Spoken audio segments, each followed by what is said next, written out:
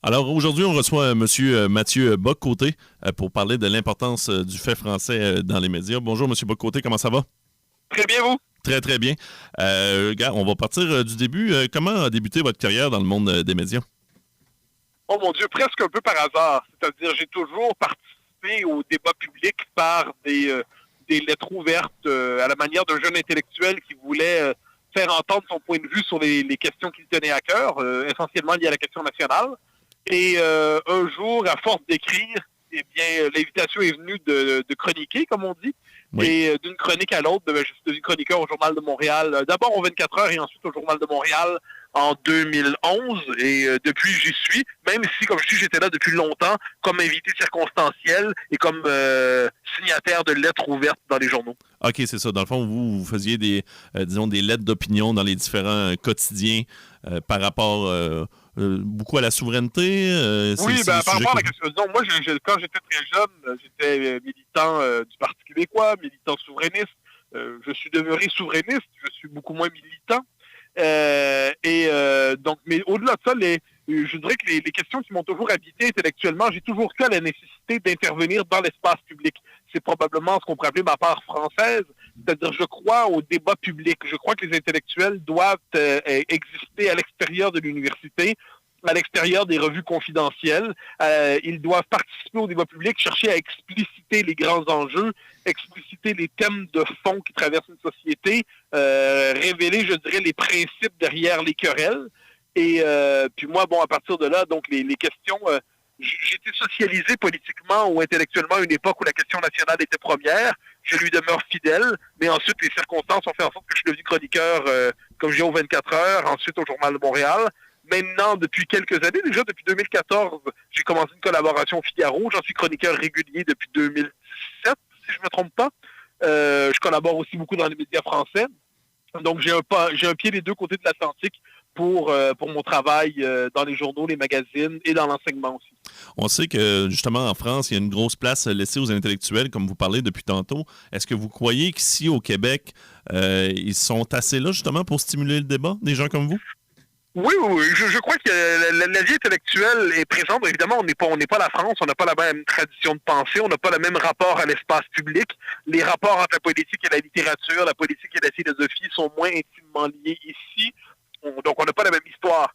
Une fois que c'est dit, je constate que si on prend la peine de s'y intéresser, dans tout un circuit de revues, par exemple, je pense à une revue comme l'Action nationale, je pense à une revue comme Argument.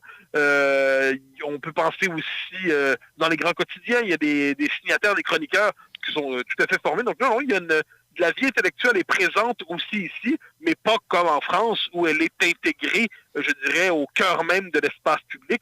Ça se passe différemment. Mais cela dit, je crois au rôle des idées, je crois au rôle du travail de la pensée, que ce soit de mon côté de l'Atlantique ou que ce soit de l'autre. Oh, mais comment vous expliquez justement qu'ici, je vous dirais au Québec, on a tendance justement à délaisser un peu des fois ce débat-là d'idées avec justement les personnes plus intellectuelles? Moi, je trouve qu'il y en a quand même moins qu'il y en avait à l'époque. Ça dépend, c'est-à-dire que c'est aussi une question d'enjeu. C'est-à-dire le Québec a été probablement sur le plan de la vie politique une des sociétés les plus stimulantes philosophiquement pendant 50, 40 ans, disons, avec la question nationale. La question qui se posait ici, c'était la question de la fondation d'un nouvel État. Un nouvel État, quels sont les fondements du nouvel État? On parlait des liens avec la Fédération canadienne, pour ceux qui voulaient rester dans la Fédération. Donc, c'était la question de la nature du pacte politique. Le Québec était un laboratoire de pensée politique assez exceptionnel et qui attirait... comme ça, on peut dire que la question nationale, partout dans le monde, lorsqu'elle se pose, parce qu'elle est existentielle, lorsqu'elle est fondamentale, elle attire les meilleurs esprits. À partir du moment où la question nationale s'est décomposée, certains diraient s'est effondrée, certains diraient s'est disloquée, eh bien, la vie intellectuelle la vie publique n'a plus d'une grande question de synthèse, appelons ça comme ça. Une question qui permettrait de faire synthèse de tous les enjeux. Donc là, on a deux choses. On a d'un côté une spécialisation les universitaires spécialisés, qui sont souvent par ailleurs des militants, bien qu'ils ne le disent pas, interviennent de plus en plus dans la vie publique, mais sur des champs spécialisés. Ensuite, l'opinion a pris de la place dans nos sociétés, ce qui est globalement une bonne chose, que ça permet de diversifier les points de vue. Et les médias sociaux jouent souvent le rôle d'un aplatisseur, c'est-à-dire, finalement, c'est une cohue perpétuelle, les médias sociaux. Tout le monde dit toujours, c'est comme l'insurrection quotidienne devienne le scandale au quotidien. Oui. Mais, puis par ailleurs, comme j'ai dit que les débats politiques, les débats sociaux sont fragmentés, sont éclatés, eh bien, les grandes questions qui pourraient nous rassembler sont moins présentes. La question nationale, quoi qu'on en pense, peu importe comment on votait, la question nationale avait cette vertu de nous amener à toujours réfléchir sur le destin de la collectivité dans son ensemble et non pas en la segmentant morceau par morceau. J'aime dire que les Québécois, non seulement aujourd'hui, ne savent plus ce qui les rassemble, mais ne savent même plus ce qui les divise. Autrefois, quand on entrait dans l'espace public, la question qui se posait, c'est êtes-vous souverainiste ou fédéraliste? Aujourd'hui, il y a les spécialistes de la question climatique, à tout le moins, il y a la question climatique, il y a la question identitaire, on en trouve même pour considérer que le fait d'être un homme ou une femme, ça ne va plus de soi, donc c'est la déconstruction des références liées à l'identité sexuelle. Donc on se retrouve dans une société très éclatée dans sa définition d'elle-même.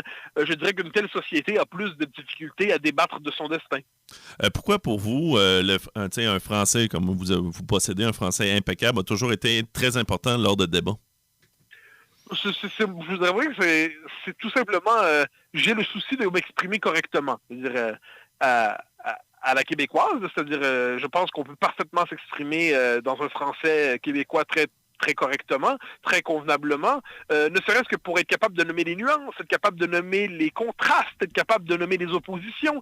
Je veux dire, la richesse du vocabulaire permet de nommer la complexité du monde. À tout le moins, puis ensuite, il y a des gens qui maîtrisent la langue 1000 fois mieux que je ne la maîtriserai jamais, mais j'ai toujours eu cette idée qu'on réussit à décrire le monde dans sa complexité lorsqu'on est capable de le décrire avec finesse, avec les concepts appropriés, les mots appropriés, les nuances appropriées. Et la langue française, bien évidemment, nous permet de faire tout cela. Il y a une formule d'André Bello que j'ai toujours bien aimée. André Bello, un intellectuel québécois des deuxième moitié du 20e siècle, qui disait « Nous n'avons pas besoin de parler français, nous avons besoin du français pour parler. » Et ça, pour moi, c'est fondamental. Hein. C'est-à-dire, notre langue, c'est le français. Et le français n'est pas qu'une langue de communication, c'est connecté à notre être, c'est l'expression de notre univers intime, c'est tout un ensemble de souvenirs, c'est un ensemble d'images, c'est une manière de dire les choses, de les sentir, et de ce point de vue, le français n'est pas optionnel, c'est pas une langue de communication parmi d'autres, c'est pas une langue sur 2, sur 3, sur 1000, c'est celle par laquelle on a accès au monde. J'ajouterais, mais ça c'est un privilège immense qu'on a comme Québécois, qu'avec le français, on est directement connecté à la littérature française, qui fait partie du patrimoine de l'humanité, sans le moindre doute. Nous avons accès, si on est un libertarien, hein, c'est pas mon cas, mais si on est libertarien, on a accès à Bastia en français, qui est je vois quelquefois des jeunes Québécois francophones citer Bastia en anglais, je me dis, mais qu'est-ce que vous faites? Il y a écrit en français, Bastia. On a accès en français aux plus grandes figures de la littérature. Si vous êtes passionné par l'univers romanesque de Balzac, il vous est accessible. Les plus grands auteurs dans le rapport à la démocratie, vous pouvez lire Tocqueville, la pensée contemporaine la plus riche, hein, on pourrait multiplier les exemples. La langue française nous donne accès à un patrimoine intellectuel remarquable d'une valeur universelle. Nous serions bien bêtes de nous en passer. Mais justement, est-ce que c'est comme ça que vous avez parfait votre niveau de langage lorsque vous étiez plus jeune, la littérature, des choses comme ça? Ça n'a jamais été un objectif en tant que tel. Je vivais, mon père était professeur au niveau collégial, ma mère était enseignante au primaire. Okay. Je devais la langue, l'univers intellectuel et mental de la maison était probablement plus tourné vers la France que les États-Unis, bien qu'il n'y avait pas de mépris pour les États-Unis. Ensuite, la lecture avait une place déterminante dans la maison. Il y avait une bibliothèque immense. Je suis de ce point de vue fidèle à mon père. J'ai construit la mienne. Donc mais c'était pas un objectif au sens, ça allait de soi. Je vous parlerai plutôt pour ceux c'est comme ça, c'est une question presque d'héritage familial. Mais il y a un très beau livre qui est paru il y a 4 ans peut-être, qui est Voir le monde avec un chapeau, d'un jeune écrivain québécois, Carl Bergeron, qui, lui, raconte dans ce livre comment il vient d'un milieu un peu différent, pas un milieu intellectuel, tout ça. Il raconte comment il a donc c'est un Québécois francophone, mais il vient pas très loin de chez vous, là. Il vient de Pintendre. Et il raconte comment il a réappris son français, il a réappris sa propre langue pour la maîtriser pleinement. Il a renoué avec sa langue pour être capable, justement, il a trouvé une liberté, une souveraineté culturelle et mentale dans le fait de s'exprimer avec une pleine maîtrise de la langue, et c'est certainement aujourd'hui un de nos écrivains les plus importants. Son livre Denis Arcand, un cynique chez les lyriques, son livre Voir le monde avec un chapeau, c'est des livres très importants et on lira ses suivants avec grand intérêt. Quelle est votre opinion par rapport au joual? Ça dépend ce qu'on entend par là. Je veux dire, si le joual, ça consiste à dire Asteur, puis Montorieux, et puis, je sais pas, sacré quand on se pète le gros orteil, j'ai pas de problème avec ça. Le problème, c'est quand la structure de la langue est décomposée, quand on passe d'une structure française à une structure anglaise. Le problème, puis il faut dire que le joual à l'ancienne, on l'a un peu véhiculé. C'est deux choses. Le joual à l'ancienne, c'était le symptôme de la colonisation du Québec, la vieille colonisation qui remontait à la conquête. Hein. C'était un peuple qui disait qui était plus capable. C'était pas un volant, c'était un steering, c'était pas un capot, c'était un hood, c'était pas des pneus, c'était des tires. Autrement dit, tout le vocabulaire de la modernité technique, tout ça nous échappait. Donc, pour nommer le progrès, pour nommer l'univers technique, pour nommer la prospérité, c'était l'anglais. Bon, ça, je pense qu'on a fait des progrès immenses par rapport à ça. Ça demeure un problème parce on marche de l'Empire américain. Là, il y a un nouveau joual sophistiqué, un joual de petits branchés, c'est le joual woke, appelons ça comme ça. Et ça, c'est le franglais contemporain. J'ai été assault, je suis down. Là, on se dit, mais qu'est-ce que c'est ce vocabulaire? Et là, moi, c'est ça qui m'inquiète aujourd'hui, c'est le fait que pour une partie de la jeune génération, eh bien, c'est des Elvis Gratton hipsters, hein. C'est des Elvis Gratton pseudo-sophistiqués. Ceux-là m'inquiètent davantage que nos vieux mononcles qui, par ailleurs, portaient l'empreinte de la domination coloniale. Là, aujourd'hui, ce sont des apprentis citoyens du monde qui ont l'impression de se grandir en reniant leur propre langue. De cela, je m'inquiète davantage. Mais en même temps, on le voit aussi un peu chez nos cousins français. Il me semble que l'usage d'anglicisme est monnaie courante. Oui, mais c'est pas la même chose que là-bas, c'est une question pour vivre des deux côtés de l'Atlantique, pas pour passer beaucoup de temps en France. Quand il n'y a pas de pandémie, j'y passe beaucoup de temps. Oui. Je vous avouerais que l'anglais là-bas relève plutôt de la mode. Hein. C'est une forme de petite mode branchée, disons ça comme ça. Mais c'est pas la même chose qu'ici, où le rapport à l'anglais, au franglais woke, Elvis grattonisé, ou l'Elvis Gratton wokeisé, disons ça comme ça c'est autre chose.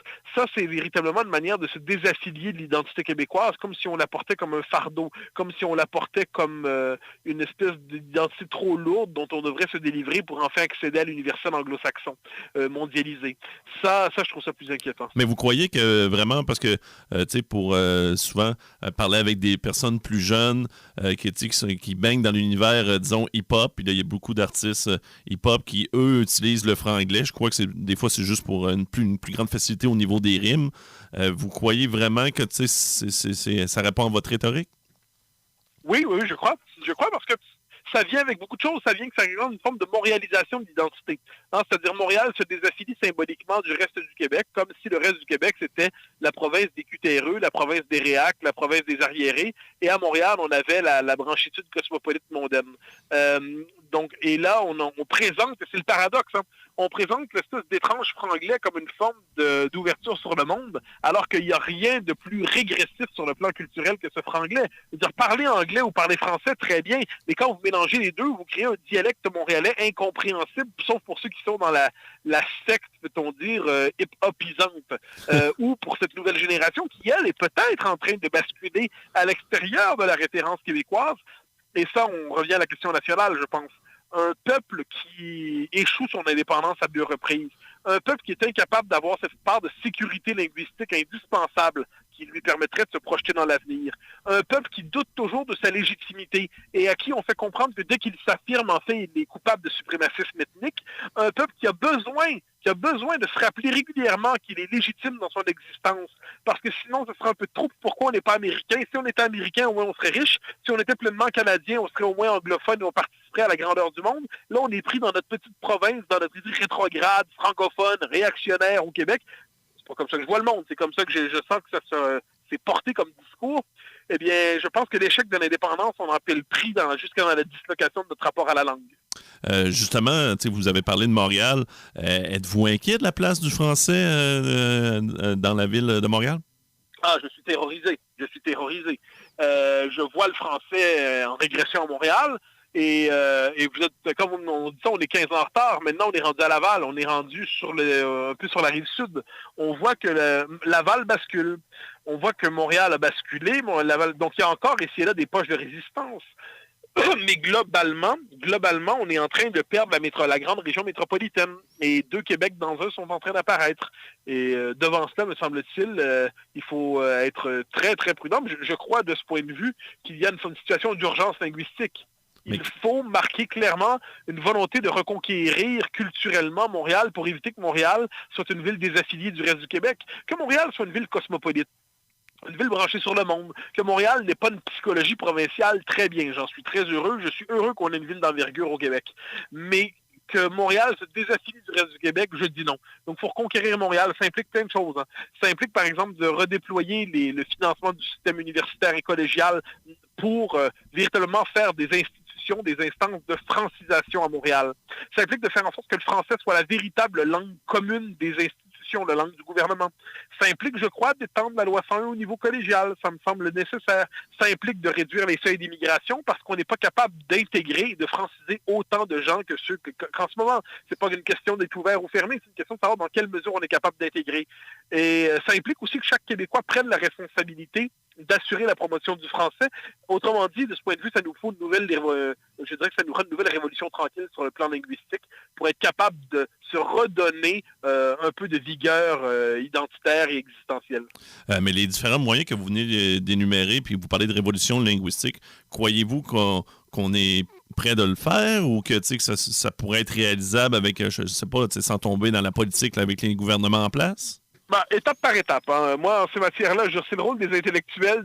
Vu qu'on n'est pas prisonnier avec des échéances électorales, on peut chercher. Et on n'a pas des compromis à faire avec un parti. Non, c'est ça. Déjà, un intellectuel a de la misère et est membre de son propre parti mental.